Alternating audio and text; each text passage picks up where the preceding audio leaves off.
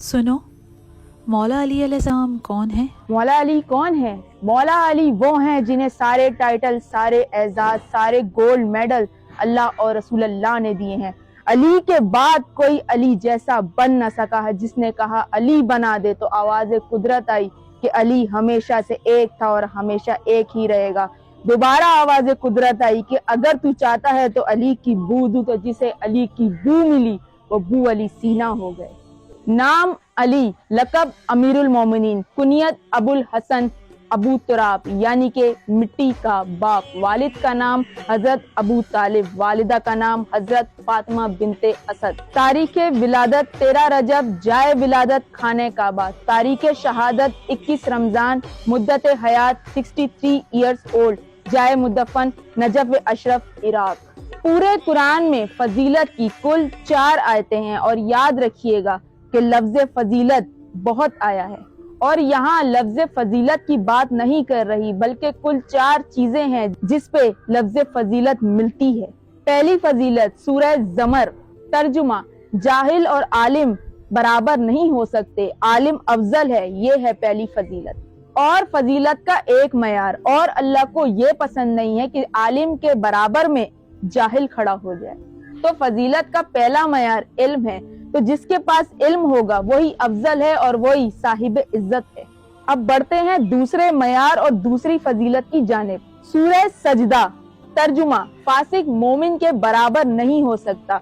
2 मयार मिल गए, पहला इल्म, दूसरा ईमान। आगे बढ़ते हैं। सूरह हुजरात, अब आ गया तीसरे मयार का तर्जुमा कि गैर मुत्तकी पर मुत्तकी को फजीलत होगी। सारी फजीलत मिल गई, पहला इल्म, दूसरा ईमान, तीसरा तकवा। अब बढ़ते हैं चौथे मयार की तरफ। कुरान में ढूंढो जरा, सूरह निसा में, तर्जुमा कि हमने जिहाद करने वालों को फजीलत दी है घर बैठने वालों पर।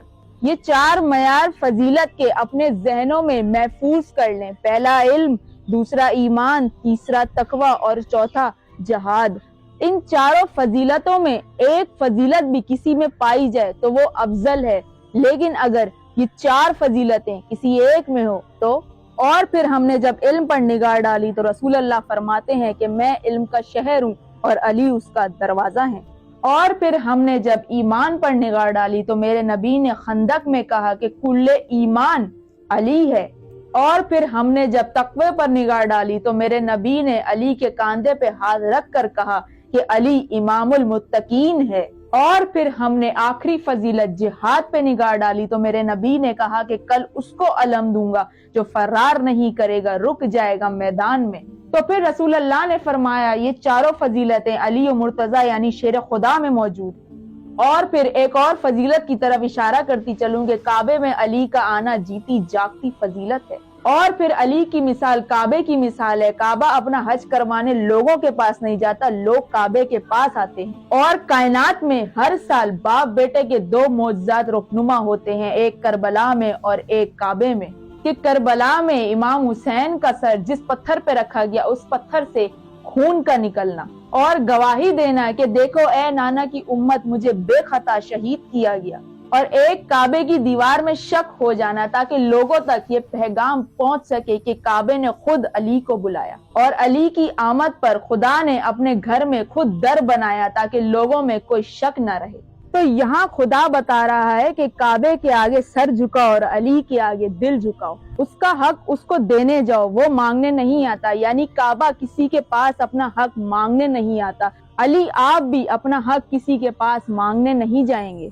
ये अल्लाह ने फरमाया कि अली तेरी मिसाल काबे की मिसाल है। तो काबे की तरफ निगाह करना इबादत है, कुरान पर निगाह करना इबादत है, आलिम के चेहरे पर निगाह करना इबादत है, और इसी तरह बाप के चेहरे पर निगाह करना इबादत है। और जो काबे को देख रहा हो कुरान को ना देख रहा हो, फिर कुरान को देख रहा हो काबे को ना देख रहा हो, तो क्यों ना फिर ऐसा ढूंढो जो बाप भी हो, कुरान भी हो, काबा भी हो और आलिम भी हो, ताकि सारी इबादत एक साथ बजा लाएं।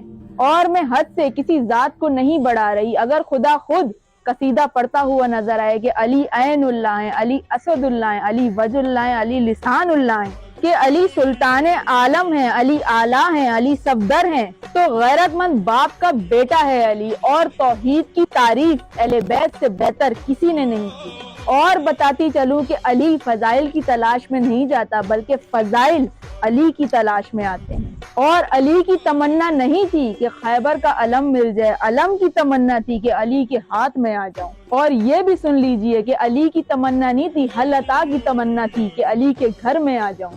علی کی تمنا نہیں تھی، انگوٹھی کی تمنا تھی کہ علی کے ہاتھ میں سج جاؤں۔ اور اگر علی خود روٹیاں لے کر گئے ہوتے تو علی کی تمنا تھی، لیکن اگر فرشتے خود روٹیاں لے کر آ گئے تو حل عطا کی تمنا تھی۔ اور علی اگر خود کہتے کہ مجھے علم دے دیجئے تو علی کی تمنا تھی، لیکن اگر رسول اللہ خود بلا کر علم دیں تو علم کی تمنا تھی۔ اور اگر بنت اسد خود دروازہ کھول کے کعبے میں جاتی تو علی کی تمنا تھی، لیکن اگر کعبے میں خود در بن جائے تو اللہ اور کعبے کی تمنا تھی کہ علی کعبے میں آ جائیں۔ تو غیرت مند باپ کا غیرت مند بیٹا ہے علی، جو کبھی خود فضائل کی تلاش میں نہیں گیا۔ اب جملہ محفوظ رکھنا کہ پورے قرآن میں کل ایک آیت ہے جس پر علی کو ناز ہے۔ جب پوچھا گیا کہ یا علی تمام فضیلتوں میں سے آپ کے نزدیک سب سے بڑی فضیلت کیا ہے، تو مولا علی علیہ السلام نے مسکرا کر سورہ راعد کی آیت کی تلاوت کی کہ جب کافر کہتے تھے کہ محمد آپ رسول نہیں ہیں تو کہہ دیجئے کہ میرے لیے 2 گواہ کافی ہیں، اللہ کافی ہے اور کتاب کا علم رکھنے والا کافی ہے۔ پھر مولا علی علیہ السلام مسکرا کر کہنے لگے کہ میں محمد کی رسالت کی گواہی میں اس کا شریک ہوں جو خود لا شریک ہے۔ اب یہاں پر لفظ بدل دوں تاکہ توحید پرست میرے جملے پر گرفت نہ کر سکیں کہ علی نے کہا کہ میں اس کے ساتھ ہوں جو لا شریک ہے۔ میری سب سے بڑی فضیلت یہ ہے کہ میں محمد کی گواہی میں اللہ کے ساتھ ہوں۔ اب یہاں پر سمجھیں کہ اللہ نے قرآن دے کر گواہی دی اور ایک نے بول کر گواہی دی۔ غور و فکر کریے گا کیونکہ گواہی وہی دے سکتا ہے اور گواہ وہی بن سکتا ہے جو ہر جگہ اس کے ساتھ ہو۔